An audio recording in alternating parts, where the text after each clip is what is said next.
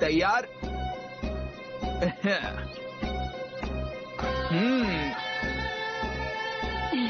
तो ठीक है। ये रही मेरी केक। अरे तुम क्या कर रहे हो? नोबिता, बॉल को ढंग से रोको। मुझे बहुत डर लगता है।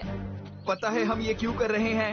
हम ये सब इसीलिए कर रहे हैं कि हम अपने देश की टीम का हौसला बढ़ा सके, और तुम हो कि बिल्कुल ध्यान नहीं देते। जरा ध्यान दो नोबिता। मैं कोशिश तो कर रहा हूँ। चलो फिर से करते हैं। अब मैं किक करता हूँ। अरे ये लो। ये लो। नोबिता, कम से कम तुम्हें बॉल को पकड़ना तो चाहिए। चलो अब मैं आखिरी किक मारूंगा। नोबिता, इस बार बॉल जरूर रोकना। हाँ। नोबिता, तैयार हो जाओ। हाँ ठीक है। अरे नोबिता, तुम ठीक हो? तुम्हें चोट तो नहीं लगी ना?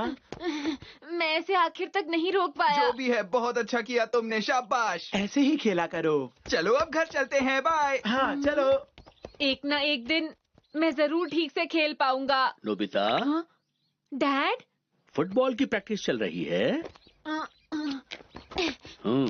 मैं गोलकीपर था, लेकिन एक भी बॉल ठीक से रोक नहीं पाया डैड।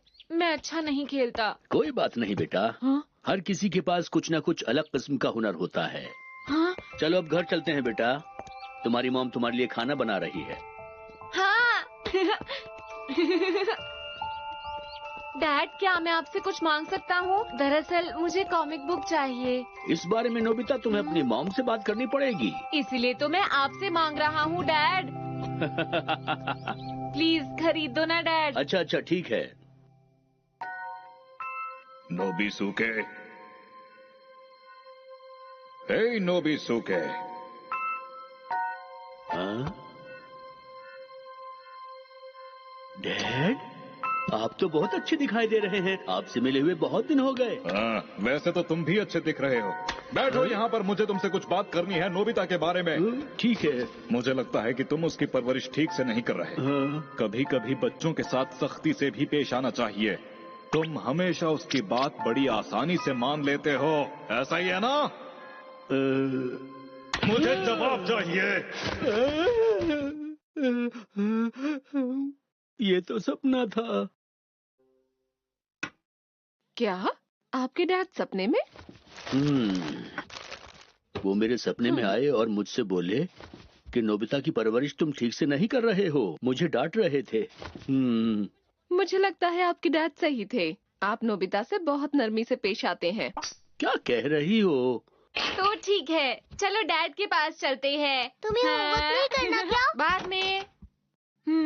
सुनिए डैड। डैड, हमने कल बात की थी ना, आप मुझे कॉमिक बुक दिलवाएंगे डैड। चुप रहो। लेकिन आपने कल कहा था दिलवाएंगे। नहीं, मैंने नहीं कहा था। कॉमिक पढ़ने के बदले जाकर अपनी पढ़ाई करो। डोरेमोन।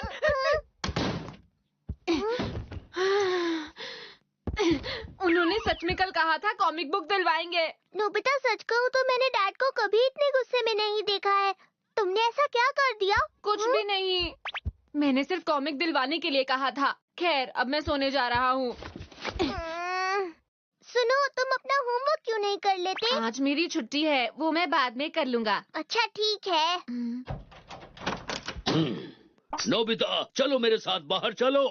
हाँ? क्या हम कॉमिक खरीदने जा रहे हैं?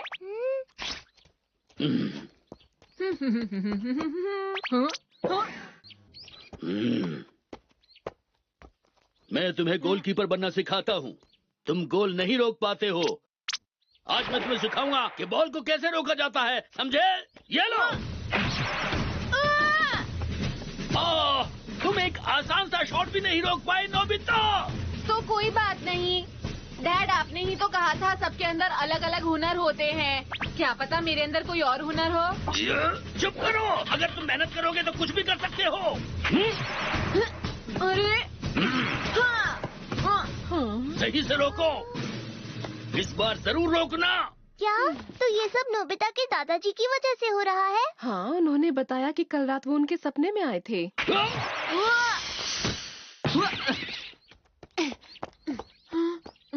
हाँ, वहाँ पर। डैड ने अचानक कहा कि वो मुझे फुटबॉल की प्रैक्टिस करवाएंगे। तुम यहाँ क्या कर रहे हो जियान? देखो नोबिता मेरे दोस्त, तुमने ये क्या किया?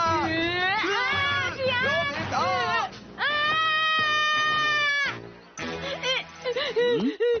नोबिता, तुम रो क्यों रहे हो? जियान ने मुझे मारा।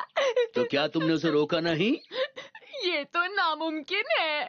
देखो नोबिता, तुम्हें उसे रोकना चाहिए था। आगे से रोते हुए मेरे पास मत आना। हाँ? जरा सुनिए, मुझे लगता है इतना काफी है। नोबिता, चलो अपने रूम में जाकर आराम करो। अभी मुझे इससे और प्रैक्टिस करवानी है, समझे? देखिए, बच्चों पर इतनी सख्ती बरतना ठीक नहीं। मेरे डैड भी मुझे ऐसे ही सिखाया करते थे। ऐसा है क्या? वो डैड के सपने में आए और उन्होंने डैड से कहा कि तुम्हें नोबिता के साथ सख्ती से पेश आना चाहिए। तो ठीक है, तब मैं उनसे मिलकर इस बात की शिकायत करूंगा। डोरेमोन, मेरी मदद करो। मुझे उस समय में ले जाओ जब डैड करीब 10 साल के थे। ठीक है, चलो चलते हैं। मैं भी दादाजी से मिलना चाहता हूँ।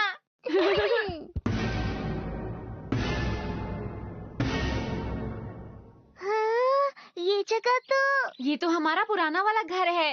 क्या दादाजी अंदर होंगे? अरे वाह, पहले नल का यहाँ हुआ करता था। कहाँ छुपे हुए हो? हाँ, कोई आ रहा है। चलो छुप जाते हैं।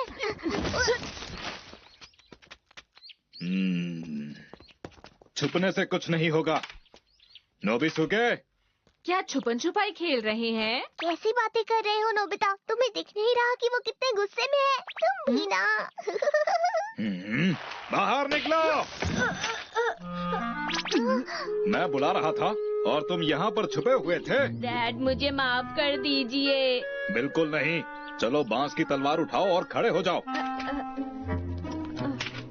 चलो, अब जल्दी से मुझ पर वार करो।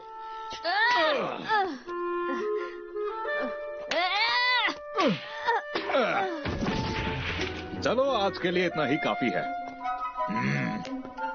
मुझे डैड के लिए बहुत बुरा लग रहा है। डैड मेरे साथ वही करना चाहते हैं जो दादाजी ने उनके साथ किया था, लेकिन ऐसा क्यों? हाँ? ये लो भैया।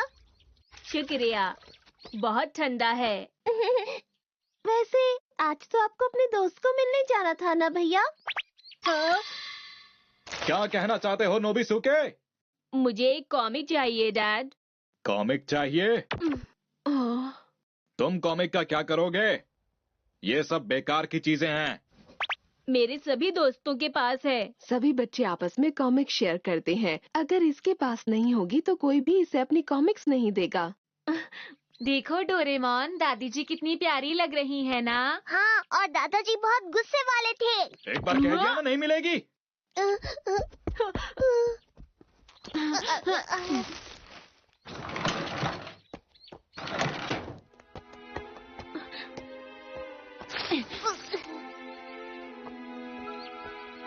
वो कहाँ चले गए?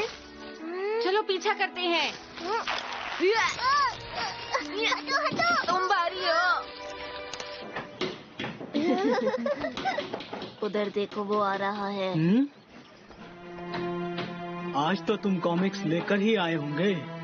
नहीं, मैंने कोशिश की लेकिन डैड नहीं माने।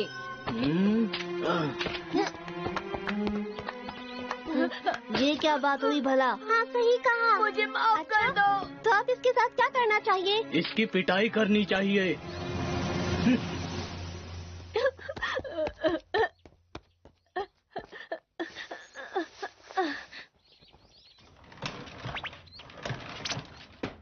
वो रो रहे थे। क्या इनकी कहीं लड़ाई हुई है? एक बात बताओ, तुम मुकाबला क्यों नहीं कर पाए? क्योंकि उनके पास एक बड़ा सा डंडा था और वो 3 लोग थे।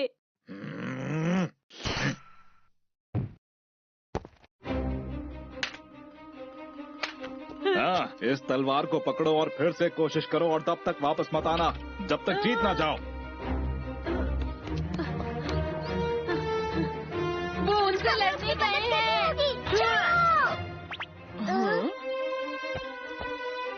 हाँ, आओ आओ नोबिसुके, आज कॉमिक्स लेकर आए हो क्या? नहीं। तुम्हें एक बार में समझ में नहीं आता। अच्छा तो क्या तुम दोबारा पिटना चाहते हो? ओह, तो तुम लकड़ी की तलवार लेकर आए हो? तो तुम मुझसे मुकाबला करना चाहते हो? आज ही इसे नहीं छोड़ने वाला।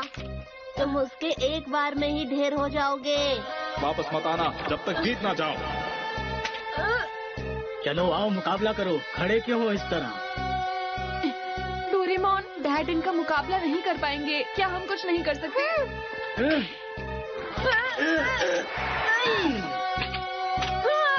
अब मेरे अगले वार के लिए तैयार हो जाओ। बिल्कुल भी हार मत मानना। ये लो।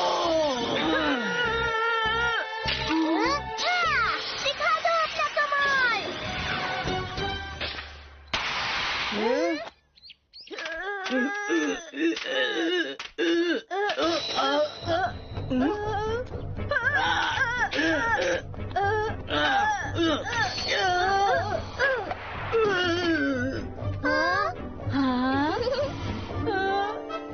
अब माफ करना, तुम ठीक तो हो ना? मैंने कुछ नहीं किया, ये सब कुछ इस तलवार की गलती है।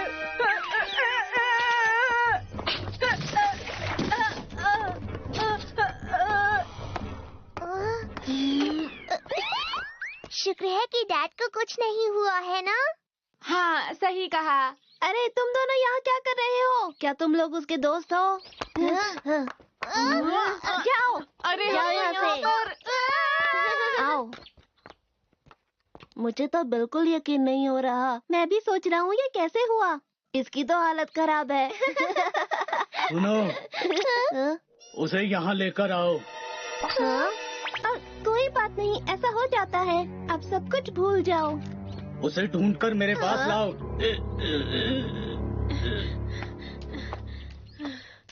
अरे नहीं, मैं अपने जूते और तलवार तो वही भूल आया। अब मैं घर कैसे जा पाऊंगा? ये क्या हो गया? अब डैड क्या करेंगे? हाँ,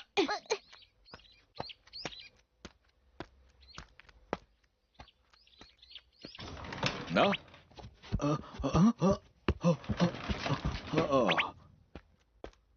अरे नोबिसुके अभी तक वापस नहीं आया क्या?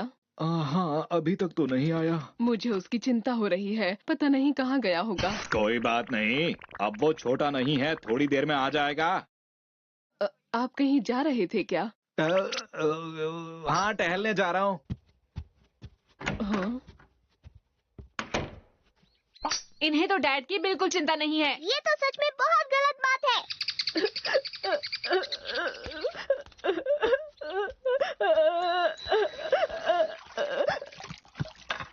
नोबिरो जरा सुनो तो। समझ गए ना?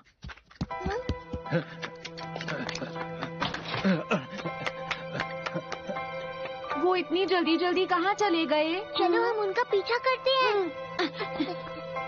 हाँ।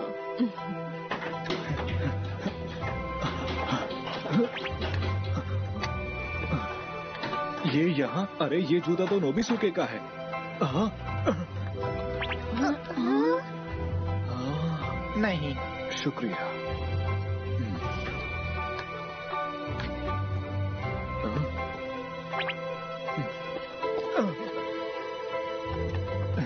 चलो चलो जल्दी आओ। आता हूँ। आखिर नोबिसुके कहाँ चला गया?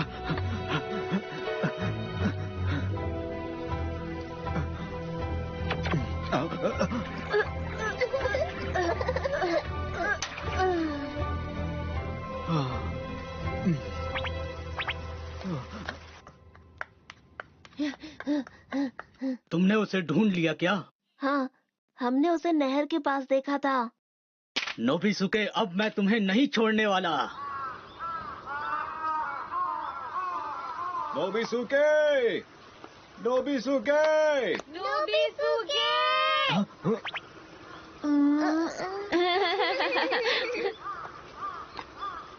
अच्छा, तो क्या तुम दोनों नोबिसुके के दोस्त हो? हम उनके दोस्त हैं। हाँ, दोस्त ही हैं। अच्छा, तो तुम दोनों जरूर जानते होंगे कि नोबिसुके इस वक्त कहाँ पर है। बताओ भी, कहाँ है वो?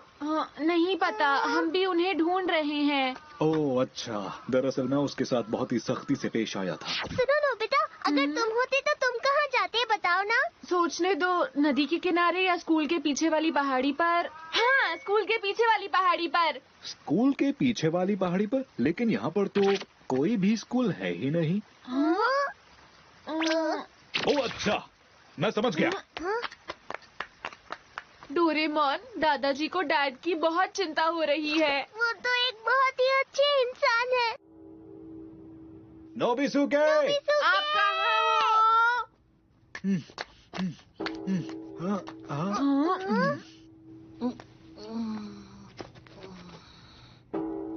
मुझे नहीं पता था कि ये यहाँ पर है।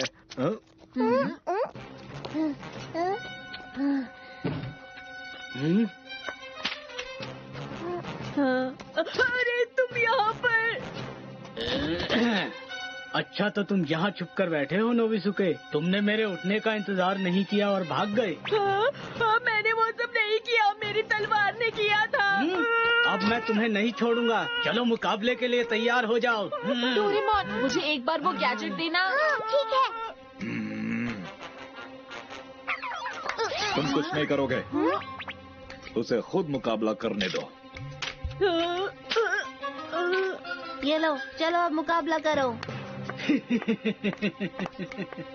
अब तक जो भी हुआ, मैं उसके लिए तुमसे माफी मांगता हूँ। चुप करो। नोबिसुके, तुम क्या सोचते हो माफी मांग लेने से तुम मेरे हाथों से बच जाओगे? चलो अब तैयार हो जाओ। नोबिसुके, बिल्कुल भी हार मत मानना। अब ये बहुत पिटने वाला है। ओह अच्छा। जब तक तुम मुझे मारोगे नहीं, मैं रुकने वाला नहीं हूँ। ठीक है, ये लो। नोबिसुके, ध्यान से।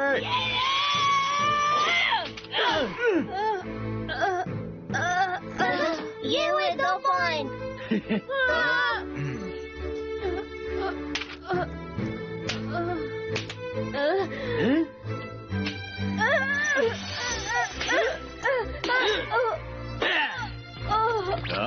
तुम अब भी उसकी मदद नहीं करोगे।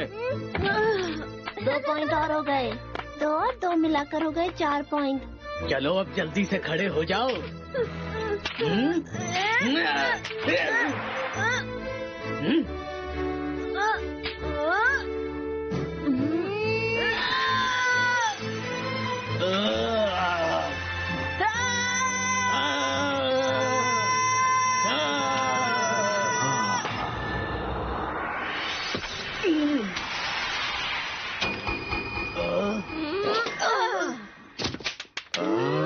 उसने कर दिखाया। मजा आ गया। अरे सुनो, तुम ठीक तो हो ना? अच्छा, तो तुमने 1 पॉइंट बना ही लिया। वो तो बस अपने आप हो गया।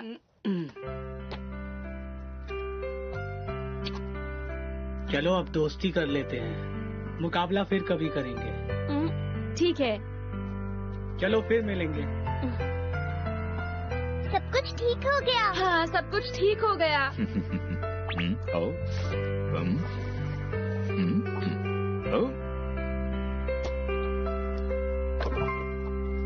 ये तो मेरा जूता है, ये यहाँ कैसे आया? अरे ये तुम क्या कह रहे हो, मेरा पोता?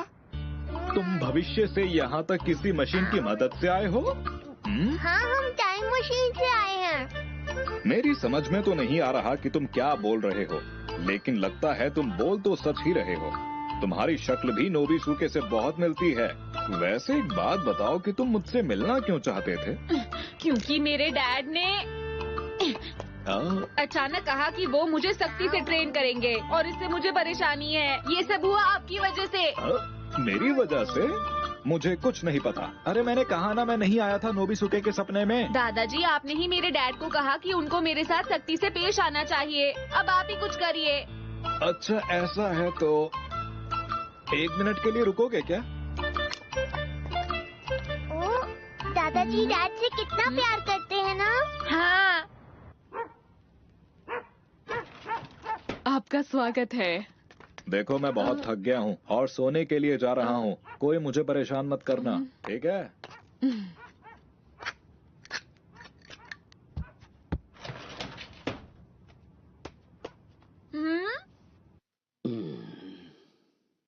नोबिसुके, नोबिसुके, उठो, मुझे तुमसे बात करनी है।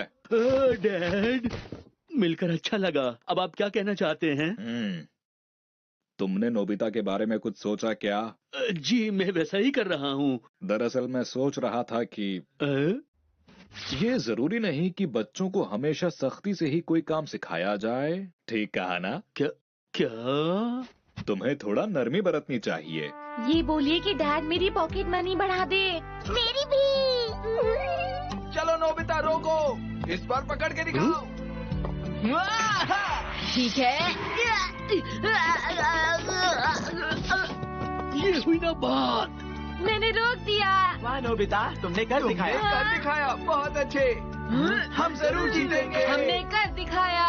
जीत हमारी होगी। हाँ, अब हमें कोई नहीं हरा सकता। हाँ।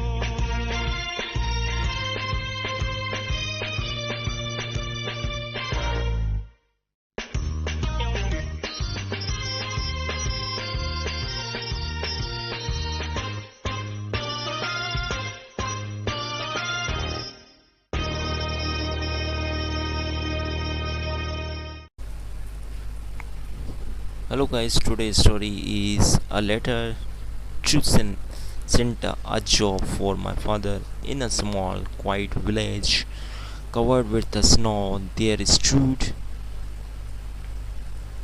a little blue house on the top of the hill. The house was old, but it was always filled with love. Inside living a young boy named Daniel and his parents Michael and Anna. Daniel was 10 years old. He had bright eyes, a curious mind, and a heart bigger than anyone in the village. He loved Christmas more than anything because Christmas was the one times of the years when everyone seemed happier. Every evening Daniel's father would sit beside the fireplace and tell him stories. Daniel had asked one night, "What is best Christmas gift you have ever received?" Michael smiled and looked at his son. "The biggest gift I ever received was you." Daniel laughed. "No, Dad. I mean a real gift." Michael smiled sadly. "Some things, the best gift are not things we can hold in our hands." Daniel did not understand what his father meant, but he noticed something. His father did not laugh as much as he used to. The empty wallet. A few months earlier, Michael had lost his job at the factory where he had worked for 15 years. The factory had closed and many workers were left without work. At first, Michael stayed hopeful. "I will find another job soon," he told his family. But days become weeks and weeks become months. Every morning, Michael wore his best shirt, picked up his old flooded of the documents, went looking for a work. He visited shops He visited office. He spoke to people he had never met. But every day he returned home with the same words, maybe tomorrow. Daniel noticed how his father retired to head is the sadness. He noticed how his mother quietly counted coins before buying groceries. He noticed how his parents stopped buying things for themselves one evening. Daniel saw his father sitting alone at the kitchen table. Michael was looking at an old photograph of himself wearing the factory uniform. I just wanted to work again, he whispered. Daniel stood silently at the door. His heart felt heavy. Our children wished Christmas was only 2 weeks away. At school, Daniel teachers asked the student to write letters to Santa. What do you want for Christmas? The teacher asked. The children starting writing immediately. I want a toy car. I want a new bicycle. I want a become video game. Daniel looked at the blank paper. He thought about a new toy. He thought about a candy. He thought about the all things he wanted, but then he remembered his father sitting alone at a kitchen table. Slowly Daniel picked up the pencil and he began writing the letter to the Santa. The things the night Daniel sat near the window while snow fell outside. He wrote carefully, Dear Santa, my name is Daniel. I'm 10 years old. This Christmas I don't want toys or games. Don't need anything for myself. My father has been looking for a job for many months. He's the kindest person I know. He works hard and loves our family more than anything. Santa, I know you bring gift, but I don't want a present wrapped in paper. I want my father to have a job. I want to see him smile again. I want to hear him laugh again. I wanted him to feel proud. If you can do only one thing this Christmas, please help my father find a work. Love, Daniel. Daniel folded the letter and placed it inside an envelope. The next morning he walked to the village mailbox. He stood there for a moment. Please help my dad, he whispered, then dropped the letter inside. The mysterious letter. 3 days passed. Daniel did not tell anyone about his letter. He knew his parents might say Santa cannot find jobs, but Daniel believed something important. He believed that hope itself was a kind of magic. Meanwhile, Michael continued searching. One good morning, while he was walking home after another unsuccessful interview, he saw a small paper on the ground. It was an advertisement. Local company hiring experienced worker. Apply immediately. Michael looked at the paper. The company was new factory opening near the village. He quietly wrote down the address. The next morning he wanted there a new opportunity. The company office. Michael met the manager. I worked at the old factory for 50 years. Michael explained. I know machines repair at the teamwork. The manager looked through his paper. You have a lot of experience, he said. Michael nodded. I just need a chance. The manager smiled. Something good work are simply waiting for the right door to open. The handed Michael a form. Can you start next month? Michael could hardly believe his ears. Yes, he said, with tears in his eyes. Yes, I can. The Christmas surprise. On Christmas morning, Daniel woke up early. He ran downstairs expecting to see his parents. Instead, he found his father standing near the Christmas tree. There, Daniel shouted, "Michael, pick him up," and hugged him tightly. "I have news," Michael said. Daniel looked excited. "I got a job." Daniel's eyes became wide. "You did?" Michael nodded. "I start next week." Daniel smiled brightly. It filled the whole room. His mother hugged both of them. "This is the best Christmas gift," she said. Michael looked at Daniel. "You have son." "I don't know. Oh, help me find that job, but I feel like someone was listening." Daniel looked away and smiled. The secret behind the letter. Later in the day, Michael found an envelope near the fireplace. It was Daniel's old draft of the letter to Santa. Michael read it quietly. When he finished, his eyes filled with tears. He called Daniel's son. Didn't did you write this?" Daniel looked nervous. "Yes, Dad." Michael asked him, "You asked Santa for a job for me?" Daniel nodded. "I did not want toys. I just wanted you to be happy again."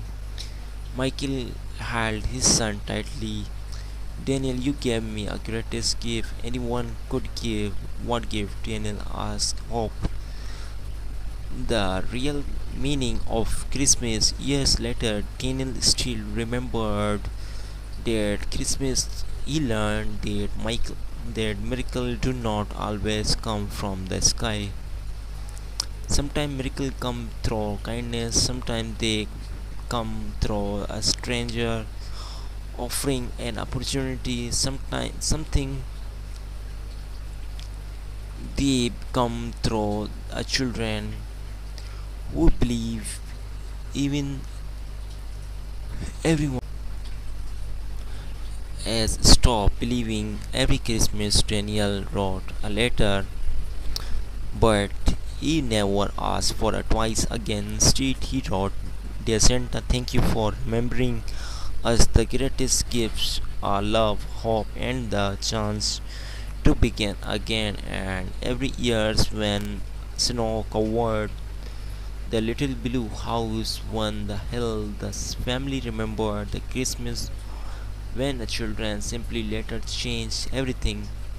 Many years later, 15 years had passed since the unforgettable Christmas. That little blue house, one of the hill, was no longer old and broken. The walls had been painted, the garden was full of flowers, and the window always glowed warmly during winter night. Daniel was now 12, 5 years old. He had grown into a kind and hardworking young man, just like his father. Michael was still working at the factory. He had become one of the most respected employees there become of his honesty and dedications. But whenever Christmas came, Michael always remembered the day when his son Innocent wish changed their lives. One evening while decorating the Christmas tree, Michael found an old wooden box in the one attic. Inside the box was a small envelope. He smiled. It was the letter Daniel had written to Santa years ago. "A father memories," Michael sat beside the fireplace and carefully opened the old letter.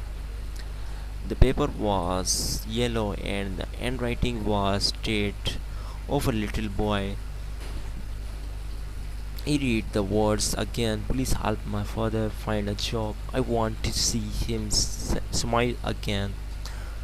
Michael closed his eyes. A tear rolled down his cheek.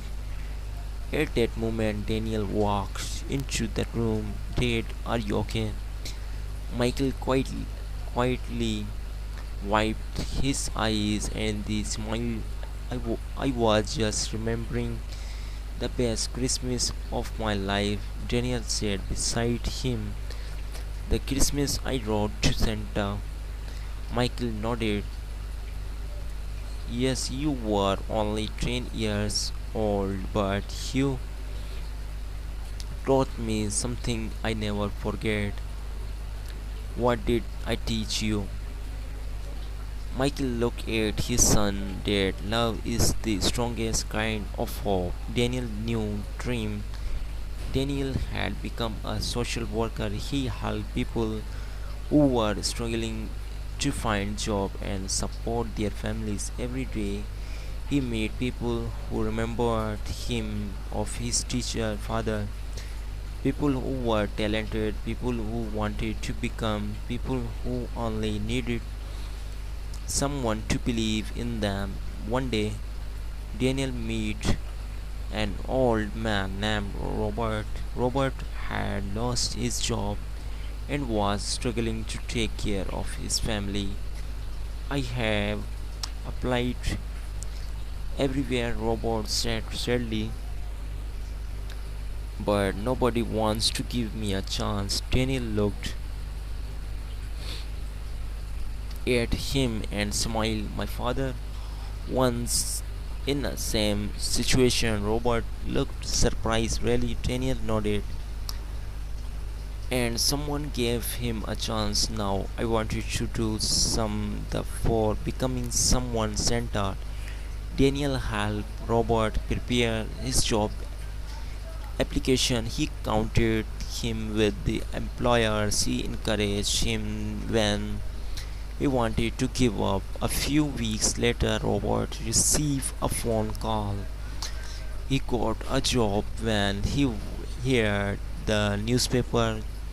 He could not stop smiling. Thank you for Robert said. You have no idea what this means for my family. Daniel smiled. Yes, I do.